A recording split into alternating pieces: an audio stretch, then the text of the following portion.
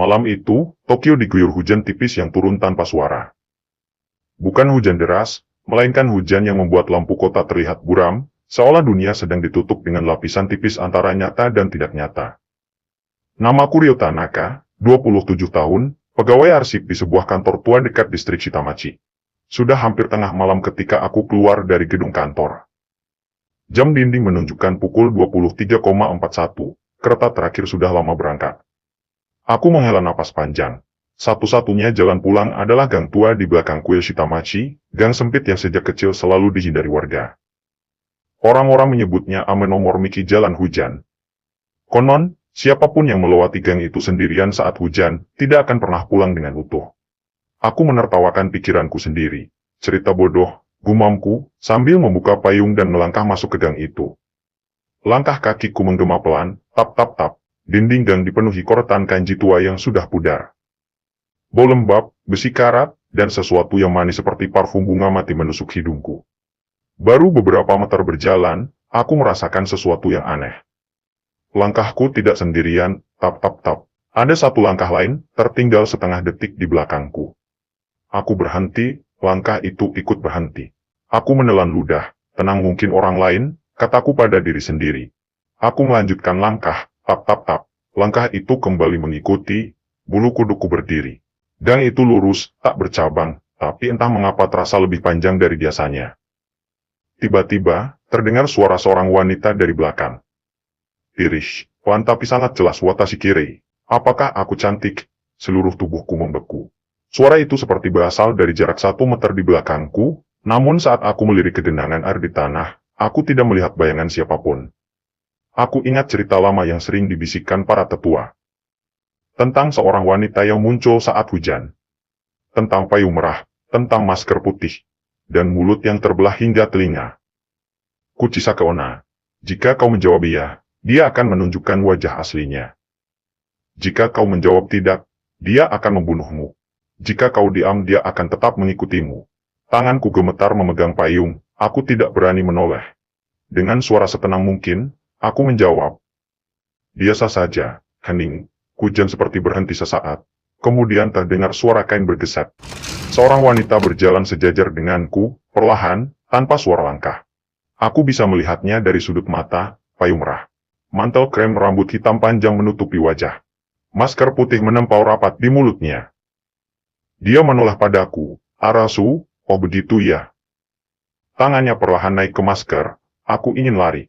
Tapi kakiku tidak mau bergerak. Masker itu diturunkan. Mulutnya robek, kulitnya terbelah dari ujung bibir hingga hampir menyentuh telinga. Daging merah terlihat jelas, gigi tersenyum dalam bentuk yang mustahil dimiliki manusia. Darah menetes, bercampur hujan, aku menjerit dan berlari sekuat tenaga. Langkahnya terdengar di belakangku, bukan berlari. Wayang, gang itu berubah. Lampu jalan mati satu persatu. Jalan lurus tiba-tiba berbelok, memutar, memanjang tanpa ujung. Di setiap genangan air, aku melihat pantulan wajahnya semakin dekat. Suara tawanya bergema dari segala arah. Kirene-kirene aku tersandung dan jatuh. Saat aku menoleh ke belakang, dia sudah berdiri tepat di depanku. Payung merahnya menutup langit, di tangannya. Sebuah gunting besar berkarat, dia berbisik di telingaku. Sekarang kita akan sama, gelap. Bau obat dan suara mesin monitor membuatku terbangun. Bip-bip-bip mataku terasa berat. Langit-langit putih dengan lampu neon menyilaukan pandanganku. Untuk beberapa detik, aku tidak ingat siapa aku sampai rasa perih di wajahku membuatku meringis. Tanganku bergerak perlahan menyentuh pipiku. Ada perban, jantungku berdegup kencang. Seorang perawat menyadari aku terbangun dan segera memanggil dokter. Mereka mengatakan aku ditemukan pingsan di sebuah gang tua dekat kuil Shitamachi sekitar pukul 0. Namun saat polisi ditanya tentang gang itu, mereka saling pandang. Gang apa? Tanya salah satu polisi. Menurut peta kota, tidak ada gang bernama Amenomormiki. Aku mencoba menjelaskan tentang wanita berpayung merah, masker putih, dan gunting berkarat. Polisi hanya mencatat tanpa ekspresi, namun aku melihat ketegangan di wajah salah satu dari mereka. Namanya Inspektur Kato. Sebelum pergi, ia berbisik padaku. Ini bukan laporan pertama. Dadaku terasa sesak. Aku diperbolehkan pulang keesokan harinya. Luka di wajahku, kata dokter, hanya goresan tipis. Namun anehnya, Bekas itu tidak mau sembuh, seolah kulitku menolak untuk menutup. Di apartemenku, aku mencoba menenangkan diri. Tapi setiap aku memejamkan mata, aku mendengar suara itu lagi. Watashi kirei, malam kedua setelah kejadian, hujan turun lagi. Aku berdiri di depan cermin kamar mandi. Dan saat aku menatap bayanganku, aku melihat jahitan tipis di sudut bibirku. Bukan luka biasa, itu seperti bekas jahitan lama yang dibuka kembali. Aku mundur ketakutan, tiba-tiba, ponselku berdering. Nomor tidak dikenal. Dengan tangan gemetar, aku mengangkatnya. Suara wanita terdengar di seberang. Tenang, Dinin, Tanaka-san, kau seharusnya mati malam itu. Aku mematikan telepon dan menjatuhkan ponselku. Tak lama kemudian, berita lokal menampilkan laporan mengejutkan. Seorang siswi sekolah menengah atas ditemukan tewas di distrik lain Tokyo. Mulutnya robek, wajahnya dijahit kasar, dan di dekat jasadnya ditemukan payung merah. Teror itu menyebar. Tak tahan, aku kembali ke Shitamachi keesokan malam. Aku harus tahu apa yang sebenarnya terjadi. Di dekat kuil tua, aku bertemu seorang wanita lansia penjaga kuil. Matanya buta sebelah, namun tatapannya menembus jiwaku. Kau sudah bertemu dia, katanya tanpa bertanya. Aku terdiam. Perempuan tua itu memperkenalkan diri sebagai Obasan Hoshino, penjaga terakhir kuil Shitamachi. Ia menceritakan kisah yang disembunyikan puluhan tahun. Dulu, ada seorang wanita bernama Ayame, istri seorang samurai kejam. Ayame terkenal akan kecantikannya. Namun kecantikan itu membuat suaminya cemburu. Suatu malam, sang samurai menghunus pedang. Ia merobek mulut Ayame dari ujung ke ujung sambil berteriak. Masihkah kau merasa cantik sekarang? Ayame tidak mati. Ia lari ke gang di belakang kuil dan menghilang. Sejak saat itu, setiap hujan turun, wanita berpayung merah muncul. Menanyakan pertanyaan yang sama, berulang-ulang, mencari jawaban yang tidak pernah ia dapatkan. Kenapa aku selamat? Tanyaku. Obasan menatapku lama. Karena dia belum selesai denganmu. Darahku terasa dingin. Orang-orang yang tidak mati lanjutnya, perlahan akan menjadi seperti dia. Aku teringat jahitan di sudut bibirku. Tiba-tiba, lonceng kuil berbunyi sendiri. Dong-dong-dong, padahal tidak ada angin. Obasan berbisik, hujan turun malam ini. Kau harus pergi sekarang. Namun saat aku menoleh ke jalan, Gai itu ada di sana yang menomor Michi. Payung merah sudah menungguku di ujung gang. Dan suara itu kembali terdengar, lebih dekat dari sebelumnya. Watashi kirei? Hujan turun lebih deras malam itu. Aku berdiri mematung di depan menomor Michi. Gang itu seharusnya tidak ada, namun kini ia terbentang nyata di hadapanku, lebih panjang, lebih gelap, dan lebih sempit dari sebelumnya. Payung merah berdiri sendiri di ujung gang. Tidak bergerak, tidak tertiup angin, seolah menungguku. Aku tidak akan masuk, bisikku pada diriku sendiri. Namun kakiku melangkah maju, setiap langkah terasa bukan milikku lagi. Tap-tap-tap langkah itu kembali terdengar. Namun kali ini berasal dari dalam kepalaku. Aku terbangun di lantai gang, basah oleh hujan. Ingatanku terpotong-potong. Dinding gang kini dipenuhi bekas cakar dan noda darah lama. Di depanku berdiri Obasan Hoshino, wajahnya pucat. Lebih tua dari terakhir kali kulihat. Kau terlalu lama di sini, katanya lirih. Kutukan itu sudah masuk ke dalam dirimu. Aku mencoba bicara, namun sudut bibirku terasa tertarik. Sakit, panas. Saat aku menyentuhnya, jariku basah oleh darah. Aku berteriak. Obasan menyeretku masuk ke dalam kuil tua. Di dalamnya, lilin-lilin menyala sendiri, memantulkan bayangan aneh di dinding. Ia membuka gulungan kain tua, di dalamnya terdapat topeng kayu wanita dengan mulut robek. Itu wajah aslinya, kata Obasan, Ayame sebelum menjadi Kuchisake Onna.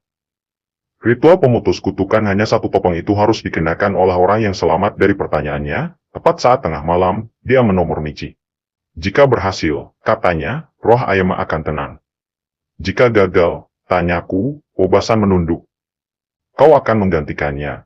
Darah di wajahku semakin menetes. Aku tidak punya pilihan, tengah malam tiba. Hujan berhenti mendadak. Aku berdiri di gang itu, mengenakan topeng kayu. Bau darah dan dupa bercampur menjadi satu. Obasan berdiri di luar gang, membaca mantra dengan suara bergetar. Tiba-tiba, udara menjadi sangat dingin. Payung merah muncul perlahan dari kegelapan. Di belakangnya bukan 1, 2, 3. Puluhan payung merah bermunculan di sepanjang gang. Dan di bawah setiap payung ada wanita bermasker putih. Suara mereka menyatu, bergema seperti paduan suara neraka. Watashi Kirei, topeng di wajahku mulai retak. Aku merasakan tarikan kuat di sudut bibirku. Seolah ada tangan tak terlihat yang mencoba merobeknya. Obasan berteriak, "Jangan menjawab." Namun dari balik topeng, aku mendengar suaraku sendiri berbisik. Ia seketika jeritan memenuhi gang. Topeng itu pecah. Aku melihat Ayame berdiri tepat di depanku, tanpa masker.